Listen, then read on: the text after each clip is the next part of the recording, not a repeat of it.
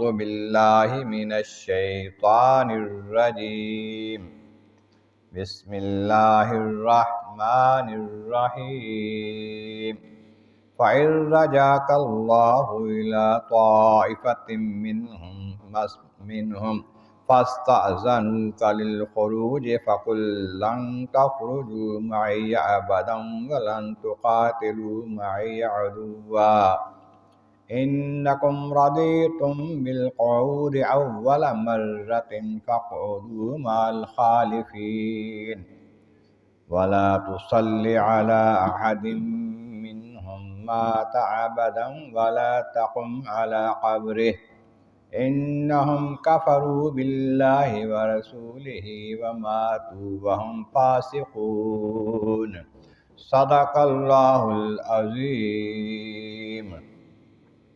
حمد و ثناء رب کریم اور درود و سلام بر سید خیر الانام کے بعد سورۃ توبہ کی آیت نمبر 83 اور 84 تلاوت کی گئی ہے، 10ویں پارے کے رکوع نمبر 17 میں ہے۔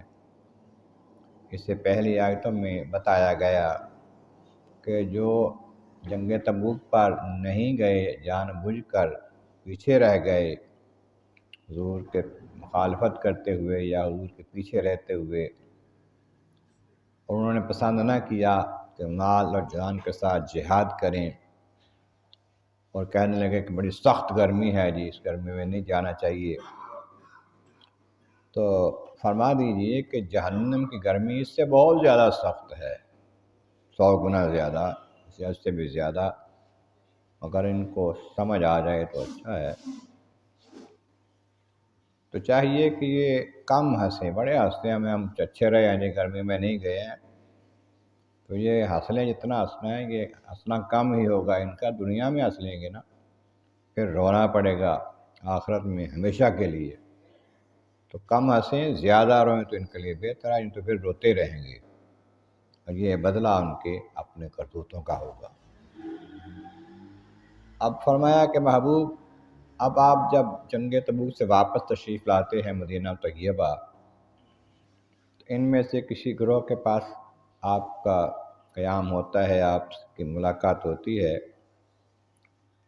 تو یہ پھر آپ سے پوچھیں گے کہ حضور اب ہمیں اجازت دیں، آئندہ جہاد میں آپ کے ساتھ ہم جائیں گے۔ تو آپ فرما دو قُل لَن تَخْرُجُوا مَعِيَ أَبَدًا، میرے ساتھ اب کبھی نہیں تم نے نکلنا جہاد کے لیے۔ وَلَن تُقَاتِلُوا مَعِيَ عَدُوًّا، میرے دشمن کے ساتھ میرے ساتھ مل کر بالکل جہاد میں شامل نہیں ہونا، لڑائی میں تم نے شامل نہیں ہونا۔ جو پہلے رہ گئے ہو نا، تبوک میں نہیں گئے، اس کے بارے میں حکم آ گیا ہے کہ یہ اب اور جہادوں میں بھی نہیں جائیں گے۔ تم تو وہ لوگ ہو کہ پہلے تبوک کے موقع پر پیچھے رہنا پسند کیا، مخالفت میری کی، جو بوڑھے، کمزور، بیمار، لاغر، عورتیں، بچے پیچھے رہ گئے، ان کے ساتھ تم بھی رہ گئے اچھے بھلے ہو کے، اب تم انہی کے ساتھ رہو گے، پیچھے رہو تم۔ اگلی آیت کریمہ میں جو حکم ہے فرمایا وَلَا تُصَلِّ عَلَىٰ أَحَدٍ مِّنْهُم مَّاتَ، کہ ان میں سے کوئی مر جائے تو اس کی جنازہ نہ پڑھے، نماز جنازہ نہ پڑھے اس کی۔ اس کے بارے میں آتا ہے کہ جب عبداللہ ابن ابی منافقوں کا سردار جو تھا، اس کے مرنے کا وقت قریب آیا، بیمار تھا، تو حضور اس کی خبر لینے چلے گئے تو کہنے لگا کہ حضور مہربانی فرما کے جنازہ میرا بھی آپ پڑھانا۔ حضور واپس تشریف لے گئے تو بندے کو بھیجا کہ حضور سے کہو کہ مجھے اپنا کرتا دے دیں کفن کے لیے۔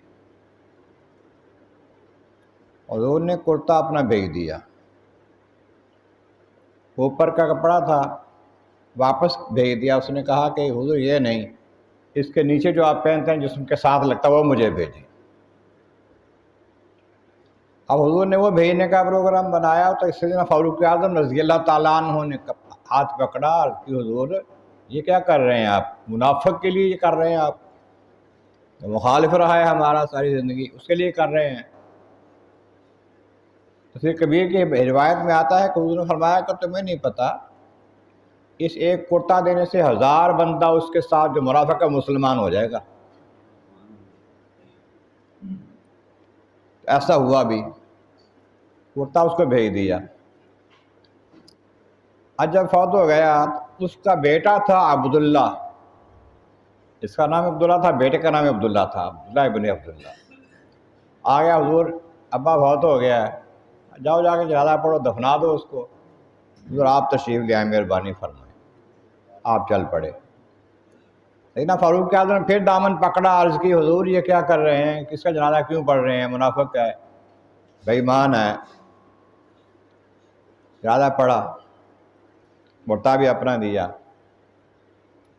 پھر آیت کریمہ آ گئی، اے محبوب لا تصلی علی احد منہم مات ابدا۔ یہ جو منافق ہے نا، جو پیچھے رہ جاتے ہیں، جہاز میں جان بوجھ کے نہیں جاتے، اب ان کا نفاق کھل گیا ہے۔ چھپے ہوئے تھے نا، واضح ہوتا جا رہا ہے ان کا نفاق، منافقت ان کی۔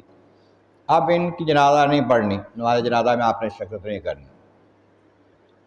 اور جنازہ کے علاوہ ولا تقم علی قبرہ، ان کی قبر پر بھی نہیں ٹھہرنا۔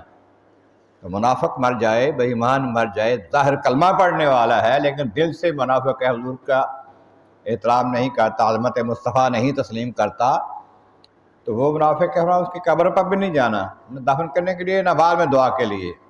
آپ تو رحمت ہیں، ایمان والوں کی قبروں پہ جائیں۔ کیوں؟ انہم کفروا باللہ ورسولہ، اللہ اس کے رسول کی عظمت کا انکار کرتے رہے ہیں، رسالت کا انکار، دل سے بے ایمان۔ وماتوا وہم فاسقون، مرے اس حال میں ہیں کہ وہ اس فسق پر ہی ہیں، فسق اعتقادی پر ہیں، بے ایمان ہی مرے ہیں۔ جب ایسا ہی مر جاتا ہے بندہ تو پھر اس کو چھوڑ دے، اس کی نماز جنازہ میں شرکت نہ کریں۔ ہاں اگر توبہ کر لیتا ہے، پتہ چلتا ہے کہ واقعی توبہ کر لیا۔ اب یہ منظر دیکھ کر کے اتنا سخت مخالفت کرنے والا، حضور نے اس کی جنازہ بھی پڑھا، نماز جنازہ بھی پڑھائی اس کی، اور اس کو اپنا کرتا بھی دے دیا ہے۔ اس کے ساتھی جو تھے نا 1001، انہوں نے کہا یار یہ ہمارا سردار جو ہے یہ اس کا محتاج ہے کہ حضور کا کرتا لے لے اپنے بخشنے کے لیے، تو ہم بعد میں جو ہم نے سوچنا ہے تبھی ہم توبہ کرتے ہیں، اس سے الگ ہوتے ہیں، حضور کے غلامی اختیار کرتے ہیں، سچے دل سے مسلمان ہو گئے۔ اللہ تعالیٰ کی باہر گئے مولا کریم محبوب کریم کا صدقہ، قرآن کریم کا فہم اور اعمال صالح نصیب فرما۔ وآخر دعوانا الحمد للہ رب العالمین۔